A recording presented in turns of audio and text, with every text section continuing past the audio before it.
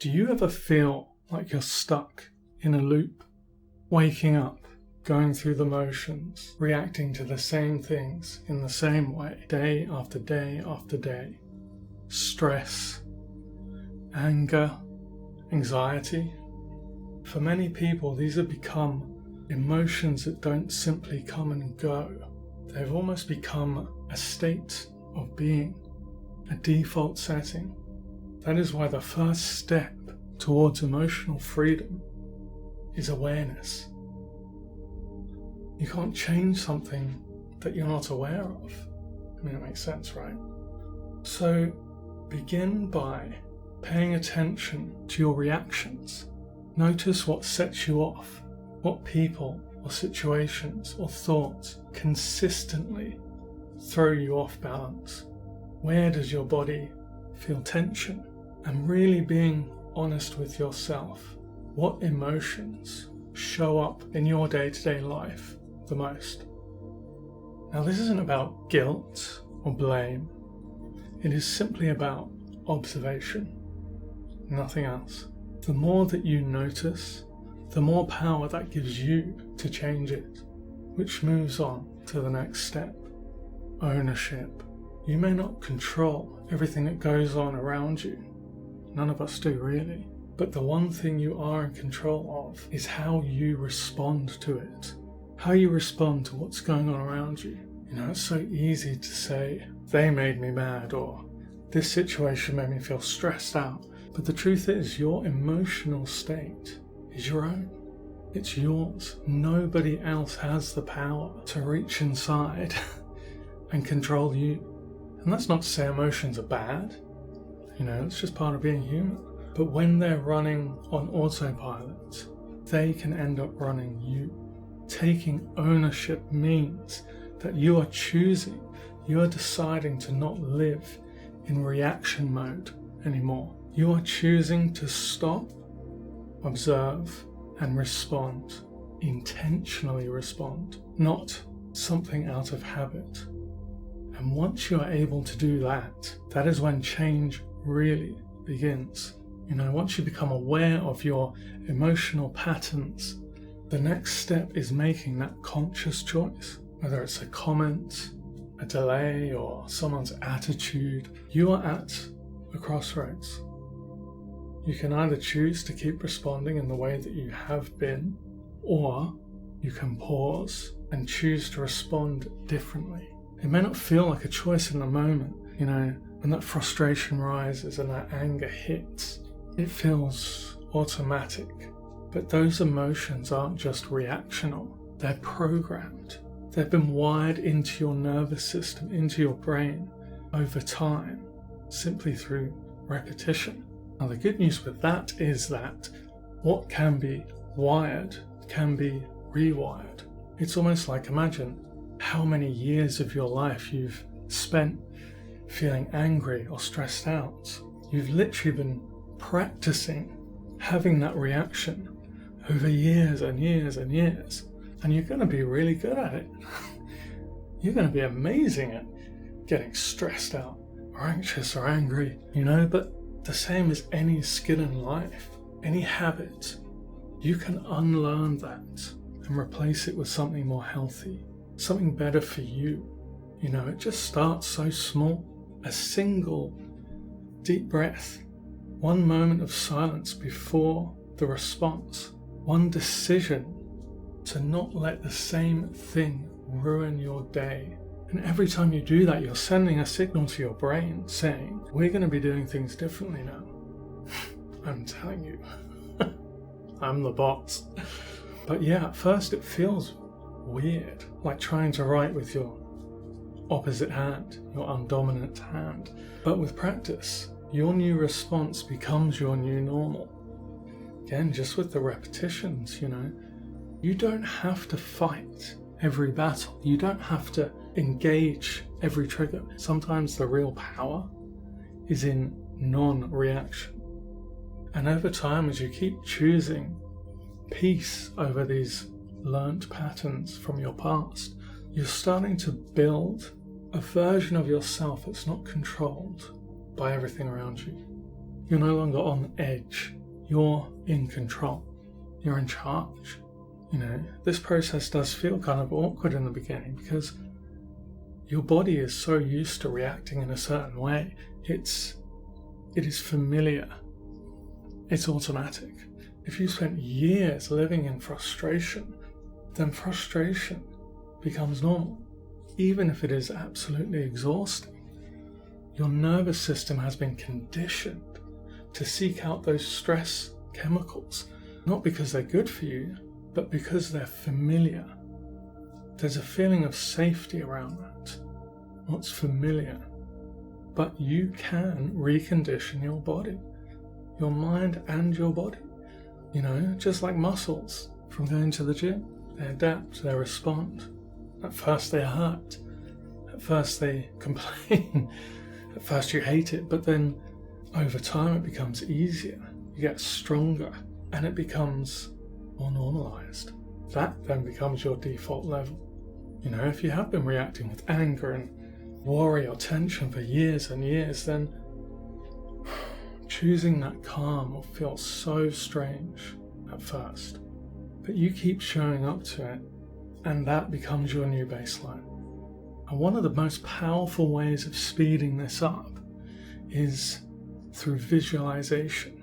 Your brain doesn't actually know the difference between something that is real or something that is vividly imagined. So when you close your eyes and see yourself handling a tough moment with peace, with patience, with confidence, you're teaching your brain that this is who you are now. It starts to believe it, and more importantly, it starts to act on it. Another really powerful tool is meditation. When you meditate, you're slowing down your brain waves. You're moving out of that kind of fight or flight response and into conscious awareness. You become the observer, not the reactor. You notice your thoughts instead of getting pulled into them. You watch your emotions without being ruled by them. This is how you create space. This is how you stop living in default mode and start responding with clarity. And it's not about suppressing emotions, it's not about pretending they're not there. Suppression actually builds pressure. It is instead awareness and redirection, which then builds freedom. The more you practice choosing your emotional state, the less the outside world can pull you off center. People who used to set you off, they lose their power.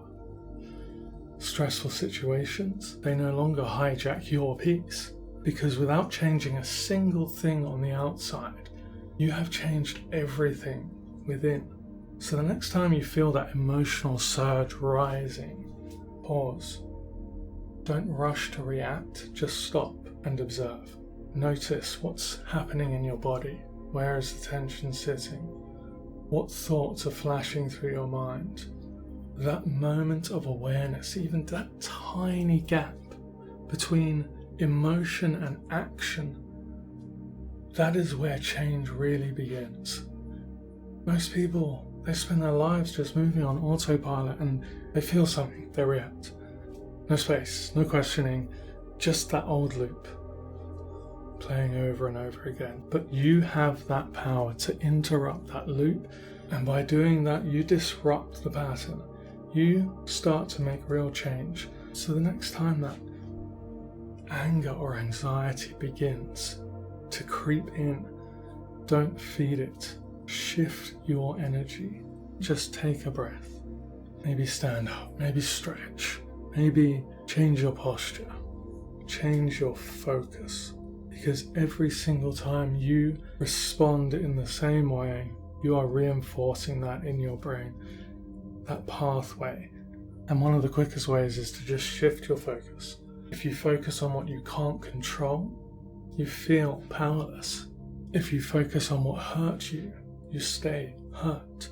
But if you shift to what's right, what you're grateful for, what you can control, your entire inner world changes. Emotions are temporary. They move through you, they don't stay, unless you choose to hold on to them. Feeling angry doesn't mean you are angry. Feeling sad doesn't mean you are broken. You're just experiencing a form of energy. And energy moves if you choose to let it. You know, the real power comes when you stop identifying with the emotion and start simply noticing it. That is when you take your power back. The more you train yourself to remain centered, to breathe through the wave instead of riding it, to rise above the emotion, the more that calm becomes your natural state. Triggers aren't always about what's happening right now.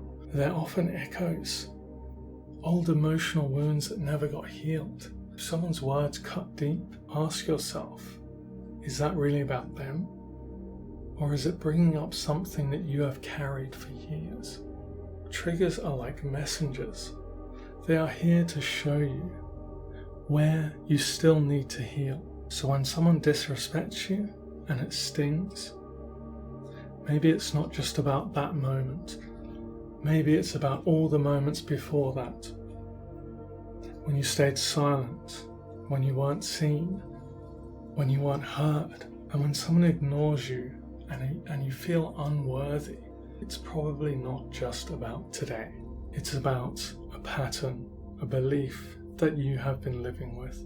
Once you realize this, you stop giving power to people to make you feel anything. They're not the cause, they're just the mirror. You're the one with the power to change the reflection. So the next time you feel yourself getting pulled into a reaction, pause. Don't respond right away. Don't defend. Don't explain.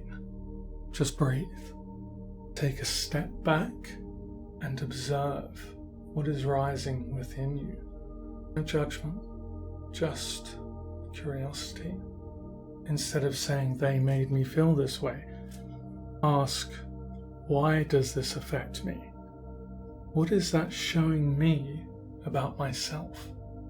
And that shift from blaming to reflecting allows you so much more emotional freedom.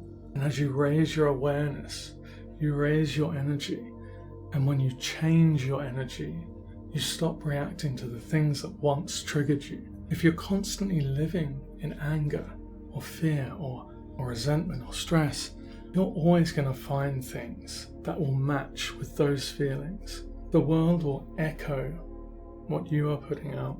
But if you instead start operating from a place of peace, of love, calm, you stop resonating with chaos. And the same situations that would usually set you off, they suddenly feel so irrelevant, so unimportant, and it doesn't mean life stops challenging you. It means you stop being shaken by it. Someone insults you, instead of reacting, you stay grounded. Someone ignores you, and instead of spiraling, you stay whole. Not because the world changed, but because you changed. Every emotion you feel carries energy. Anger is heavy. Fear is dense. Insecurity drags you down. But peace, love, gratitude, they lift you. They align you. And when you're aligned with higher states of being, you stop attracting or reacting to lower states, to heavier energy. So the next time a wave of emotion hits you or tries to take over, shift your focus, close your eyes, bring your awareness to your heart, breathe into it, feel peace, feel gratitude, feel love. You are showing your body a new way to respond, a new emotional baseline, and over time that becomes second nature. The people who once pushed your buttons, they lose their effect. The drama you used to get caught in, it fades. You no longer need to change the world outside of you because you've shifted the world within you. Most people live in that reaction mode. Their moods are tied to notifications or other people's moods or whatever happens that day. But when you master your emotional state, you don't give away that power. You stop giving away that energy. You stop giving away that peace. You no longer ride that emotional roller coaster. You become the calm in the storm. True power is when chaos is all around you, yet stillness is inside of you. And that kind of power, it's something you create.